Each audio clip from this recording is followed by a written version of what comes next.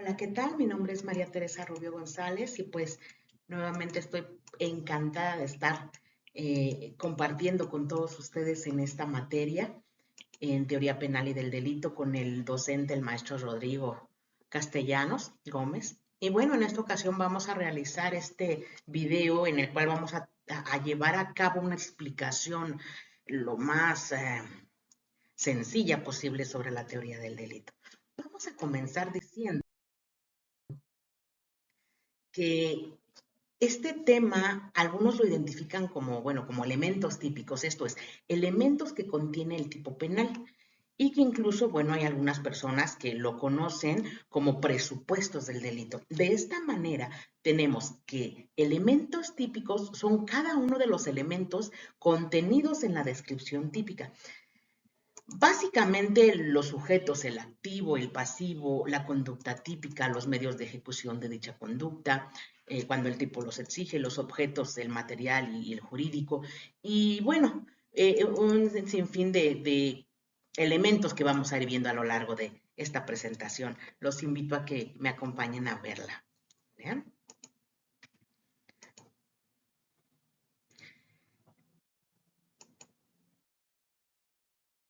Vamos a hablar en este momento de los sujetos del delito. En derecho penal se habla constantemente de dos sujetos que son los protagonistas del mismo, el sujeto activo y el sujeto pasivo. Como vemos, el sujeto activo nos está hablando de la persona física que comete el delito. Y cuando hablamos de sujeto pasivo nos estamos refiriendo a la persona física o moral sobre quien recae el daño o peligro causado por la conducta del delincuente. Este sujeto pasivo, además, también se va a dividir en sujeto pasivo impersonal y sujeto pasivo personal. Eso es muy importante que lo tengamos en cuenta y que, bueno, lo consideremos. ¿Vale? Bueno, vamos a ver ahora un poco, como por ejemplo el robo. Se puede establecer la diferencia entre el sujeto pasivo de la conducta y el sujeto pasivo del delito de la conducta. Ajá. Vamos a hablar en este sentido, bueno, del sujeto de la conducta. Esta es la persona que de manera directa resiente la acción por parte del sujeto activo. Es, digamos así, a quien le quitan el dinero, ¿sale? El sujeto del delito es el titular del bien jurídico tutelado que resulta afectado. Vamos a poner un ejemplo muy sencillo. No sé, un empleado lleva al banco una cierta cantidad de dinero de su jefe y lo va a depositar. Sin embargo, en el camino, bueno, lo asaltan y le quitan el dinero. El sujeto pasivo de la conducta es el empleado y el pasivo del delito es el jefe, porque él es el que está afectado en su patrimonio. También existe el sujeto pasivo del delito y el sujeto pasivo del proceso. Este último, pues, hablamos de que sería el enjuiciado. Vamos a hablar de lo que serían los objetos del delito. En derecho penal se distinguen dos tipos de objetos, que sería el material y el jurídico. El objeto material lo vamos a interpretar, o bueno, no se interpreta, lo vamos a decir como la persona o la cosa sobre la cual va a recaer directamente el daño causado por el delito cometido o el peligro en que se colocó a dicha persona o cosa.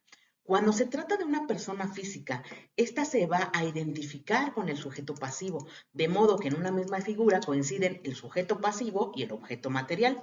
Esto ocurre en delitos como el homicidio, las lesiones, una violación, un estupro. Cuando el daño recae directamente en una cosa, el objeto material es la cosa afectada. Ahora bien, vamos a hablar del objeto jurídico. En este caso, es el interés jurídicamente tutelado por la ley. El derecho penal en cada figura típica tutela determinados bienes que considera dignos de ser protegidos. Digamos que al derecho le interesa tutelar o salvaguardar la vida de las personas. Así, bueno, el legislador va a crear los delitos de homicidio, aborto, etcétera, etcétera, etcétera, en razón del parentesco o relación con lo cual pretende proteger la vida humana.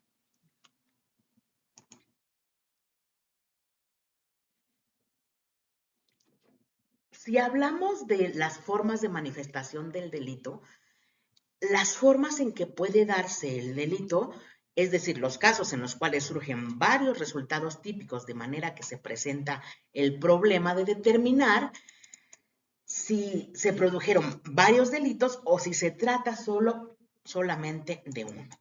También es importante ver la vida o desarrollo del delito desde su ideación en la mente del delincuente hasta su consumación.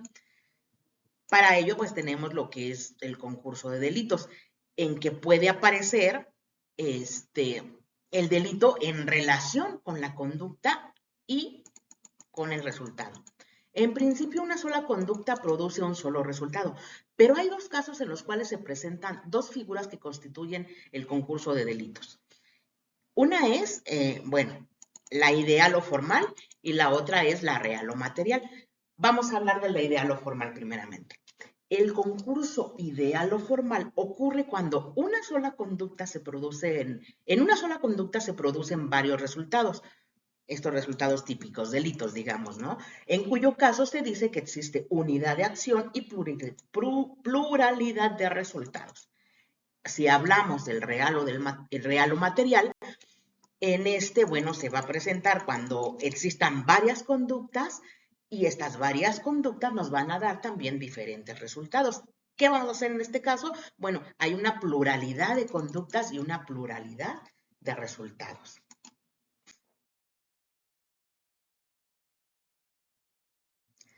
Si hablamos de lo que sería el iter criminis, bueno, el delito tiene un desarrollo, un origen y una evolución. Generalmente cuando se produce es porque ha pasado por diversas fases o etapas. Esta importancia va a radicar en la punibilidad, que puede o no variar, en definitiva, o no existir. Este desarrollo, este camino de vida, digamos, del delito, se conoce como iter criminis. Bien importante, iter criminis, no inter. Ajá, pues inter significa entre, en tanto. Ajá. Mientras que si hablamos de iter, se refiere a recorrido, a camino. Ajá. Entonces es muy importante no perder de vista este término. Y bien, existen unas fases del iter criminis. Antes de producirse el resultado en el sujeto activo, surge la idea o la concepción del delito. El iter criminis consta de dos fases. Una es la fase interna, obviamente, y la fase externa. La fase interna se constituye por el proceso interior que ocurre en la mente del sujeto activo y abarca a su vez algunas etapas, como es la ideación, la deliberación y la resolución. Vamos a ver cada una de ellas. Cuando hablamos de ideación, es el origen de la idea criminal, o sea, la concepción intelectual de cometer el delito. Ajá, cuando ésta surge por primera vez en la mente del delincuente. Después viene la deliberación. ¿No? Este es importante. ¿Por qué? Porque en el momento que se lleva a cabo la deliberación, ya la idea que surge se rechaza o se acepta. El sujeto piensa en ella, comienza a concebirla, ve las situaciones favorables, las desfavorables. Entonces, en el interior del sujeto se desata una pugna entre, pues, valores, entre distintos valores. Y en la etapa de resolución, el sujeto ya decide cometer el delito. O sea, afirma ya su propósito de delinquir o bien rechaza completamente la idea definitivamente.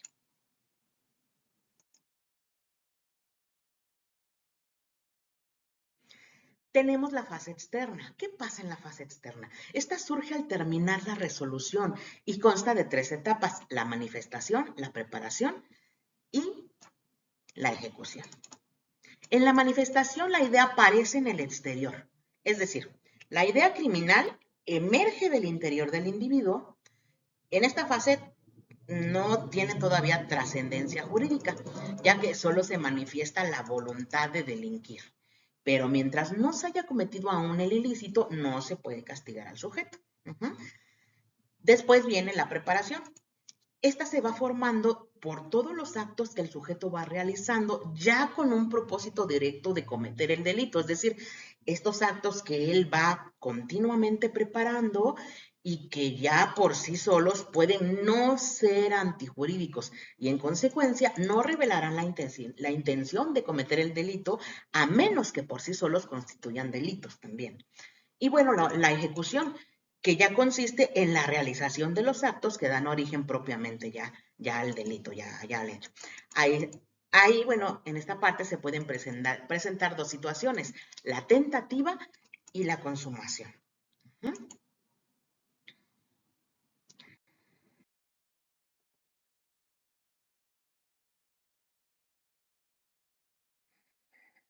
Si hablamos de la tentativa, se va a conformar por todos estos actos materiales que van tendientes a ejecutar el delito, de modo que éste no se produzca por causas ajenas a la voluntad de la gente. Es posible distinguir entre una tentativa acabada y la inacabada.